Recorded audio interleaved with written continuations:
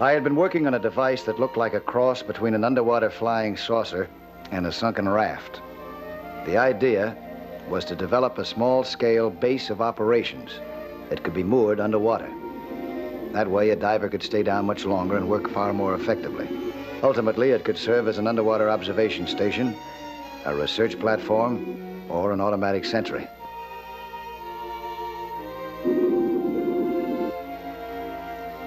I had rigged the base with just about everything that might be needed to meet any kind of underwater problem. A radio receiver, transmitter, spare air tanks and regulators, a well-equipped first aid kit,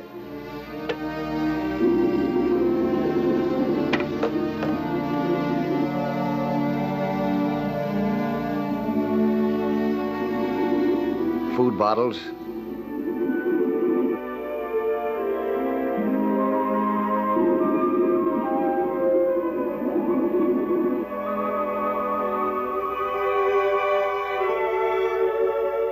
underwater flares. But I still hadn't had a chance to give it a good test. That chance was coming toward me a lot faster than I realized, with human life about to be precariously balanced on the testing scales.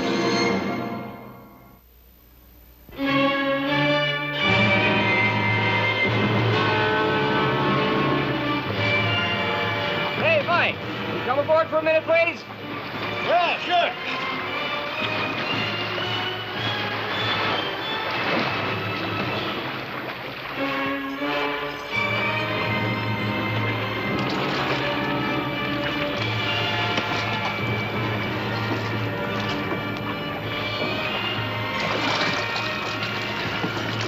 Howdy, Jerry. Howdy, Mike. This is Norm and Harry Hervey. Glad to meet you. Ah, nice meeting you. No? Oh, well, Harry Hervey. Ah. Those names sound familiar. You've heard of us? Oh, yeah, sure. You're photographers. You do underwater photography for important magazines. That's right. And mighty good at it, too, I might add. Well, thank you. But maybe not quite good enough for our next job. It's a big one. A very big one. We plan to photograph the Santa Colada. Santa Colada? Yeah, that is a big one. First exclusive news photos of that ship lying on the bottom would be worth a fortune. At any front page of magazine cover in the world. We intend to get those pictures. But she's down at least 180 feet and in bad water. The deepest we've ever been is 90 feet. Oh, that's quite a difference, isn't it? Well, that's just why we're here, Mike. We'd like to have you put in with us. Oh, I'm sorry. I'm in the middle of something at the moment. Well, we need you right now while that ship is still hot news. Oh, sorry. I'm busy right now. Well, I guess we'll just have to go it on our own then, honey. It's twice as deep as you've been diving. You'll have to do some special training in order to operate properly at that depth. Well, how about running us through a few deep dives right here for familiarization? And then we can go it on our own from there. You know, Mike, these pictures could be worth about $100,000. You'd be doing us a great, great favor. I'll do you a greater favor. I'll give you some advice. Get rich some other way.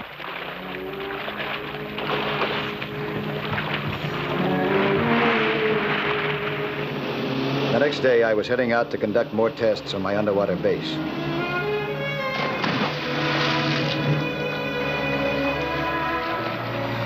I didn't know if the Herveys had heeded my advice or not. They had not.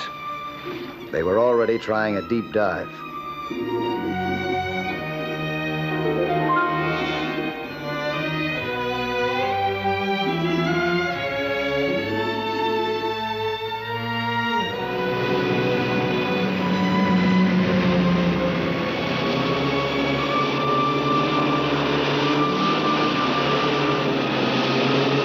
I saw the Herveys' boat and knew that they must be diving. I wasn't going to avoid them, but whatever kind of dive they were making, I didn't intend to get involved.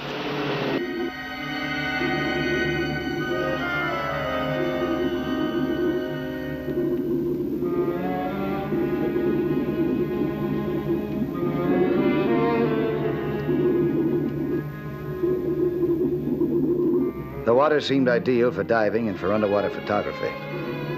The Herveys didn't realize the great dangers in diving below 100 feet. They were enjoying themselves tremendously. They amused themselves by taking pictures and playful poses.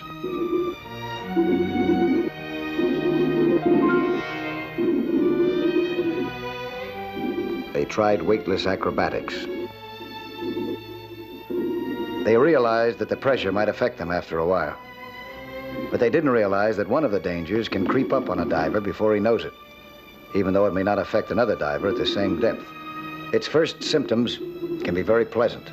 The diver has a false sense of gaiety and security and confidence. Begins to suffer delusions. Some of the delusions are playful, some of them violent. All of them are deadly dangerous, not only to the diver himself, but to anyone near him. It's called nitrogen narcosis, rapture of the deep.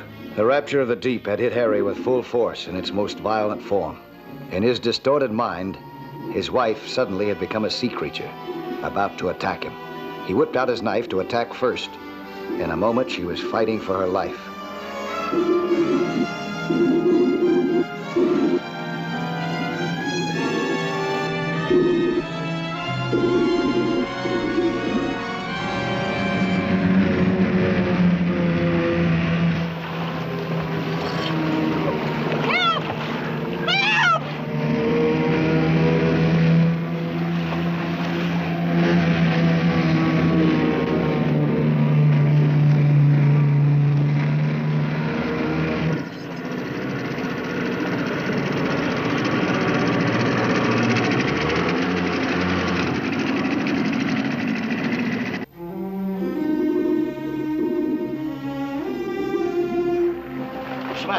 What's happened? My husband's in trouble. He's gone wild. He pulled a knife on me. Oh, Mike, help him. Something's happened to him. Yeah? Where is he? Straight down. But be careful. I will.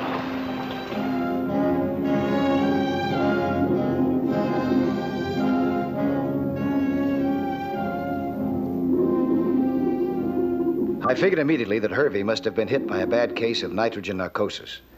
If I didn't get to him quickly, he'd hurt himself and drown. I found the safety line and moved down cautiously. I wasn't able to see Hervey, but he saw me.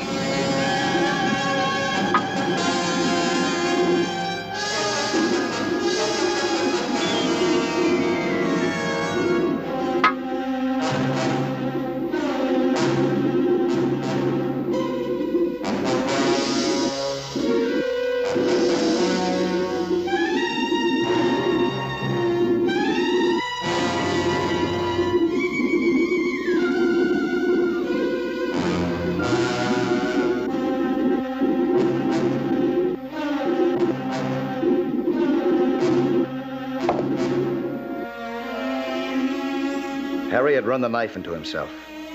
That calmed him down.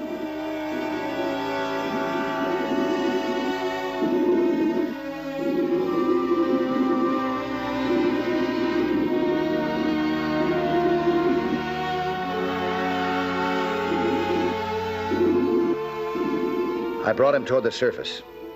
From that depth, we needed to make stops to decompress. Luckily, we had enough air to make them.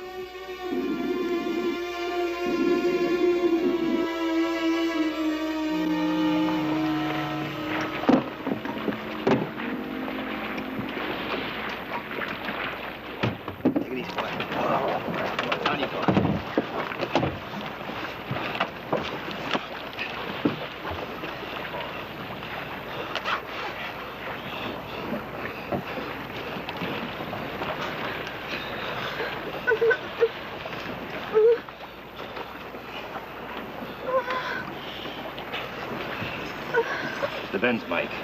They hit her just a few minutes ago. She came up too fast. We've got to get her to the recompression chamber. Oh, it's too far. She'd be dead before we reached it. Hold your hand on that, huh? Hard. Get him to a hospital. What about her? Taking her right back down. Gonna start recompressing. Now, Jerry, when we get underway, you get on that radio. No, Mike, the radio's broke. All right, when you get ashore, notify the Coast Guard, and then contact Dick Talbot of Avalon Airways. Tell him to fly a portable recompression chamber to me right away. All right, Dick Talbot. Dick Talbot. Avalon Airways. How's he gonna find you down there? Your boat's too small to be I'll seen. take care of that. You ready? I'm ready. Jerry, hold that tight, will you? Hold on. Hold on that tight now, you hear?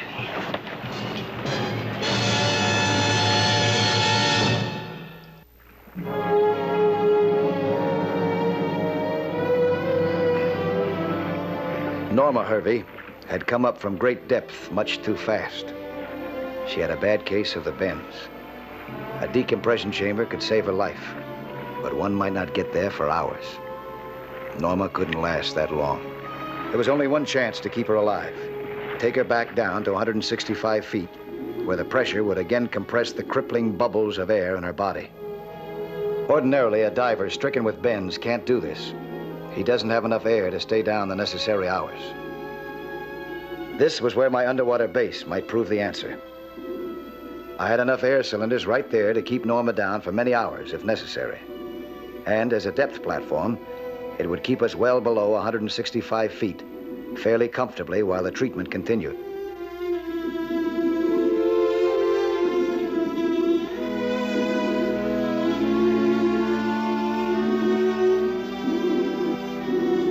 In our hurry, we hadn't even had time to strap on Norma's tank.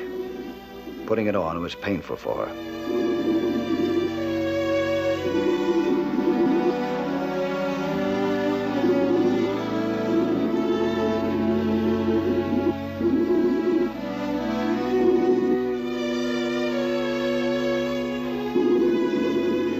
I couldn't wait for Jerry to get the boat into harbor and start help to us. His radio was dead, but I had an experimental radio unit on my base which would now get a practical test. A more practical one than I wanted.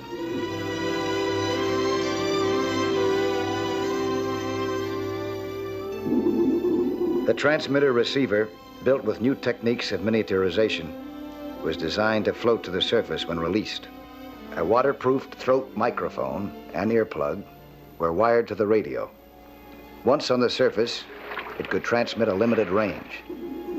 I hoped that it would be far enough.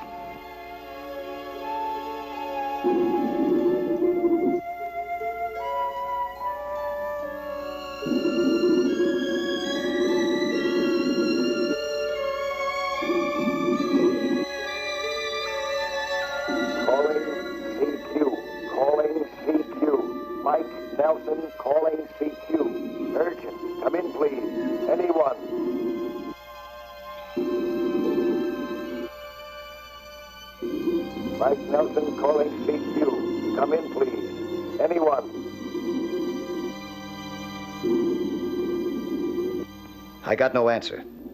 I had no time to wait for one. Norma's condition was getting worse.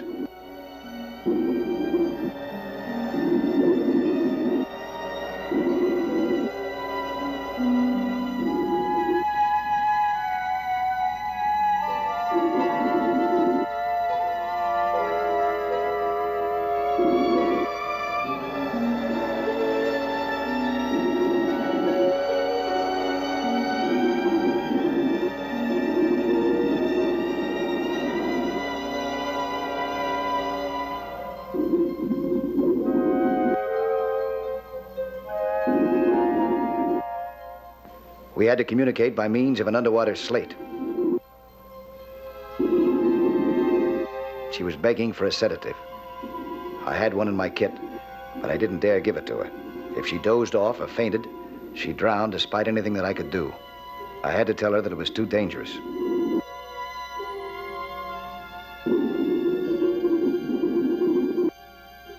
She pleaded with me that she couldn't stand the pain.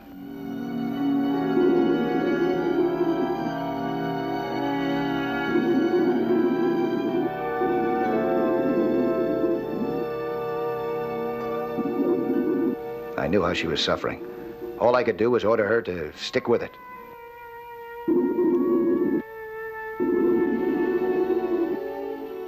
She did stick with it. Her pain seemed to be easing somewhat. The return to pressure was having its effect. In one way, that wasn't good. The stabbing pains had helped to keep her awake. Now I could see that she was growing lethargic.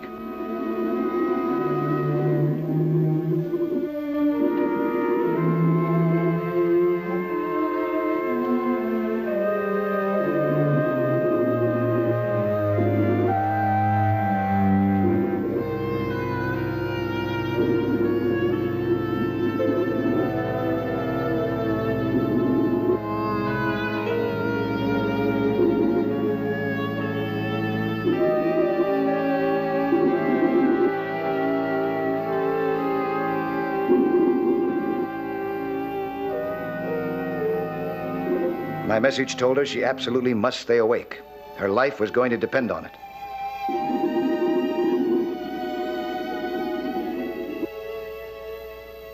I tried the radio again. I wasn't sure that it was working. Maybe no one was in range. Mike Nelson calling CQ, calling CQ, calling CQ. Mike Nelson calling CQ. Come in, please. Anyone? Calling CQ. Calling CQ. Mike Nelson, please, come in, CQ. Come in, anyone who hears me. Come in, CQ. Calling CQ. Urgent. Urgent. Calling CQ. I had to tend to Norma again. She was slipping in her fight to remain conscious.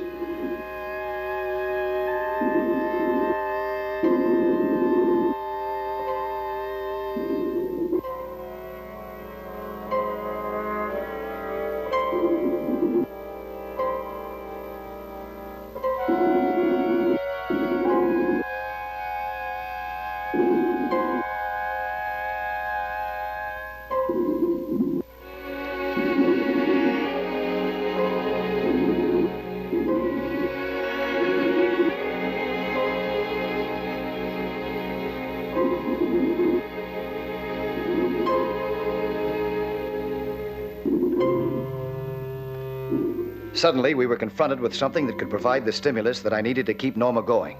Sharks. Ordinarily, underwater, it is far more likely that a shark won't attack than that he will. But sharks have an uncanny ability to sense weakness. Like sea vultures, they seem to know that this girl was failing rapidly. Deliberately, I let them come closer. I was hoping that when Norma saw them, the adrenaline of fear and alarm would jolt her wide awake again. I let them come as close as I dared. My supplies included a shark repellent attached to spears. It was a new type with the scent of porpoise. Sharks fear the porpoise, which often batters them to death. But no repellent works for sure.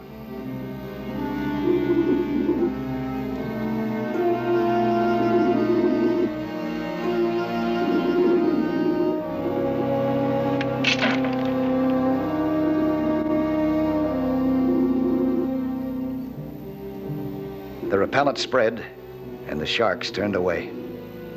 I realized that unless Dick was already on his way in the amphibian with the decompression chamber, he'd never get to us in time. I had to find out. I decided to try and get him on the radio.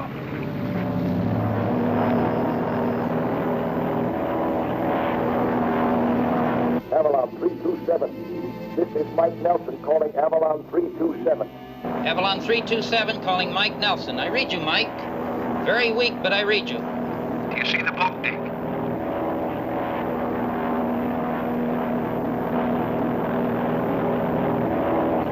No, nothing. Nothing below. It's a very small one. Can you home in on my signal? Can you take a fix?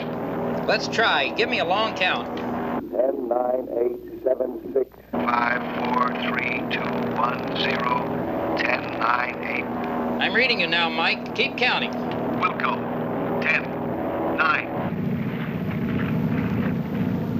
3, 2, 1.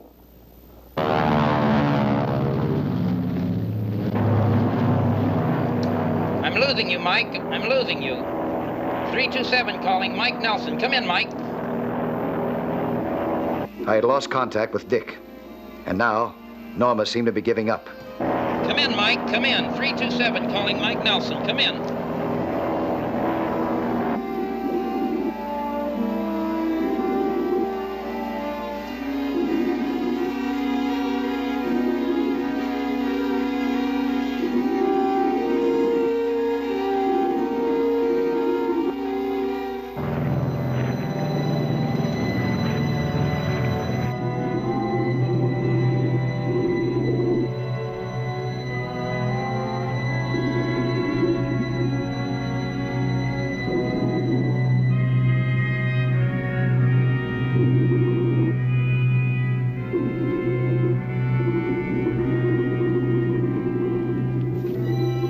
had to keep her active somehow. Among my stores, I had supplies of liquid food in plastic bottles. I showed Norma how to take them.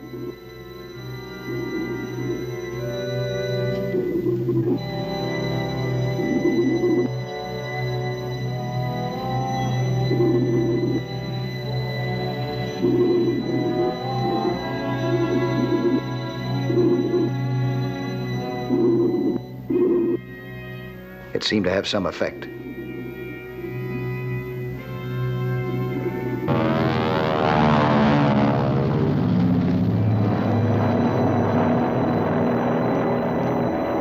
Avalon 327. Avalon 327. Dick, acknowledge. Come in, Dick. Avalon 327 to Mike Nelson. Mike, I'm reading you. Give me a long count. Do you see the boat yet? Do you See boat. Do you see the boat? Acknowledge, acknowledge. Do you see the boat? Acknowledge, acknowledge. I'm losing you, Mike. I'm losing you again. Avalon 327. Avalon 327. Dick, do you read me? Dick, do you read me?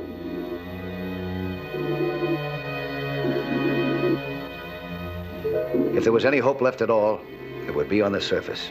I had been conserving my smoke flare until I could be sure that Dick was close overhead. Now I would have to use it. I ignited it and sent it up. The smoke would be our last resort. I started to crank the platform toward the surface.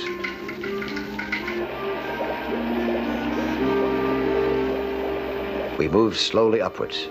Norma had reached her absolute limit. If we stayed down any longer, she would die anyway.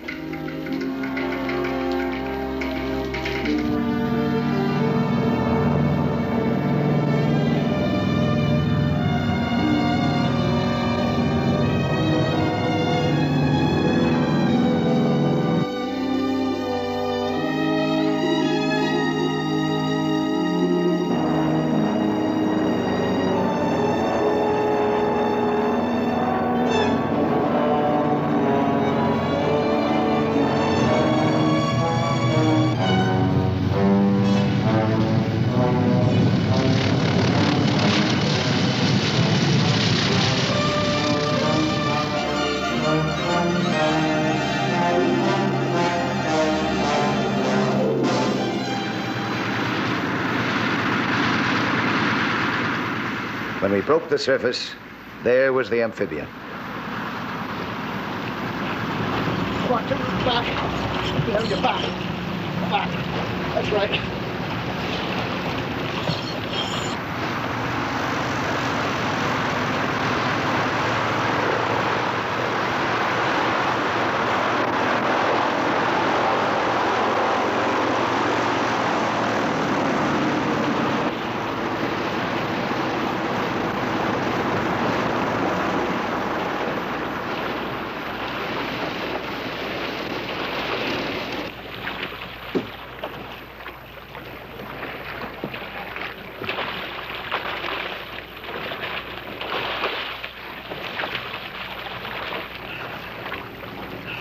In half a minute, Norma was inside the portable recompression chamber and on her way. The underwater base of operations had met its first real test. No matter how it might be tested in the future, none would ever be more satisfactory.